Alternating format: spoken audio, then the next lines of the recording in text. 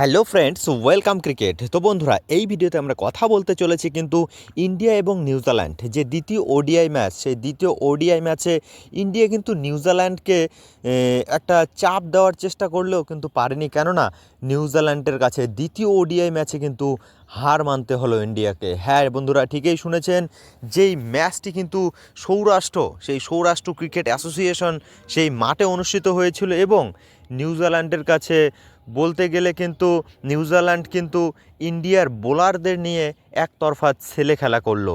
Daryl Mitchell ODI ফরম্যাটে এখন কিন্তু নম্বর 2 অর্থাৎ র্যাঙ্কিংয়ে রয়েছে নম্বর 2-এ। তো বিরাট কোহলি কিন্তু দীর্ঘদিন পর সে বিরাট কোহলি র্যাঙ্কিংয়ে শীর্ষস্থানে পৌঁছালেও কিন্তু ম্যাচ জিততে পারলো না টিম ইন্ডিয়া। কেননা আমরা যদি ম্যাচের কথা বলি, তোমরা যদি দেখো বন্ধুরা, টসে জিতেছিল নিউজিল্যান্ড। সেই টসে জিতে কিন্তু প্রথমে বল করার সিদ্ধান্ত নেয় এবং পক্ষান্তরে ব্যাট করতে আসে টিম ইন্ডিয়া।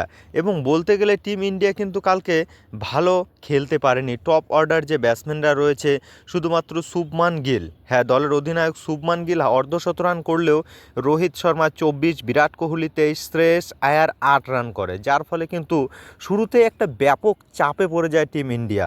তারপরে কেএল রাহুলের দুরন্ত সেঞ্চুরির সঙ্গে রবীন্দ্র জাদেজা এবং নীতিশ কুমার রেড্ডির একটা সহযোগিতায় টিম ইন্ডিয়া কিন্তু 284 রানে পৌঁছেছিল।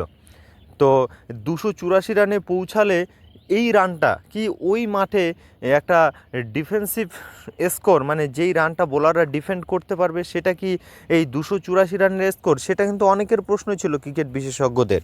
কিন্তু টিম ইন্ডিয়ার যে টপ অর্ডার ব্যাটসম্যানরা তারা ব্যর্থ হওয়ার ফলে কিন্তু রানটা অনেকটা কমে গিয়েছিল।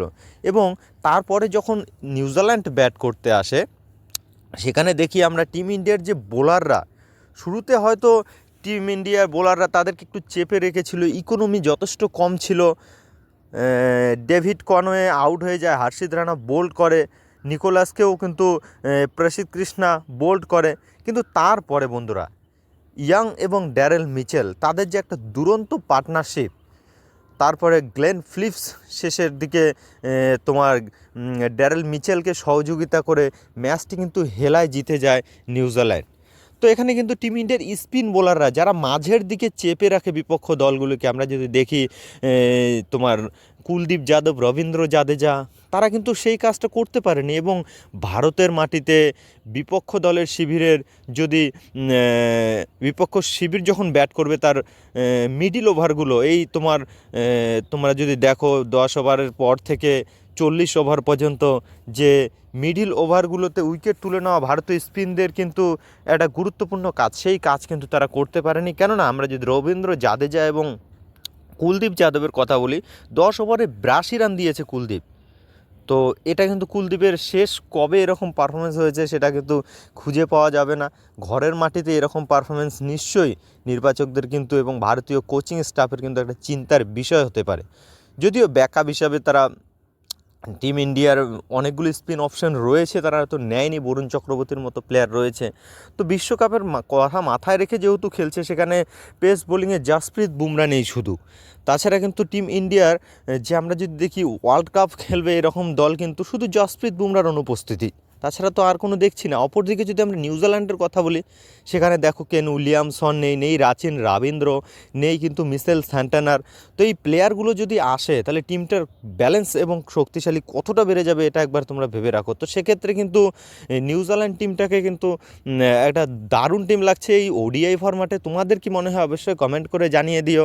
আর বলতে গেলে সিরিজ কিন্তু এখন ইন্ডিয়া 1 নিউজিল্যান্ড 1, এবং তৃতীয় ম্যাচ অর্থাৎ সেই ফাইনাল যে সিরিজটা আমরা দেখতে পারবো কোন দল জেতে। সেই ফাইনাল ম্যাচ হবে কিন্তু 20 তারিখ, আগামী রবিবার 18 তারিখ। তো আগামী রবিবার কিন্তু আরও একটি ফাইনাল আমরা দেখতে পারবো, সেটি হলো বিজয় হাজারে ট্রফি। ইতিমধ্যে কিন্তু সেমিফাইনাল এবং ফাইনাল তাদের বাকি রয়েছে, বাকি ম্যাচগুলো হয়ে গেছে। এবং 15 এবং 16 তারিখ দুটো সেমিফাইনাল, 18 তারিখ কিন্তু বিজয় হাজারে ট্রফিরও ফাইনাল। তো বিজয় হাজারে ট্রফির ফাইনাল এবং এই সিরিজের ফাইনাল ম্যাচ বলা চলে সেই আগামী রবিবার। তো তোমাদের কি মনে হয় কোন দল সিরিজ জিততে চলেছে সেটিও কমেন্ট করে জানাবে। আর বিজয় হাজারে ট্রফির দিকেও নজর রাখো, কেননা সেখান থেকে টিম ইন্ডিয়ায় কামব্যাক করা প্লেয়ারগুলো কিন্তু যথেষ্ট পারফরমেন্স করতে চলেছে। তো তোমাদের এই ভিডিওটা দেওয়ার ছিল, কেমন লাগলো অবশ্যই কমেন্ট করে জানিয়ে দিও, এবং পরবর্তীতে ভিডিও পাওয়ার জন্য চ্যানেল থাকলে মানে আমার ইউটিউব থেকে দেখলে একটু সাবস্ক্রাইব করে দিও, আর ফেসবুক থেকে দেখলে ফলো করে দিও। জাস্ট এটাই বলবো। তো চলো, বাই বাই।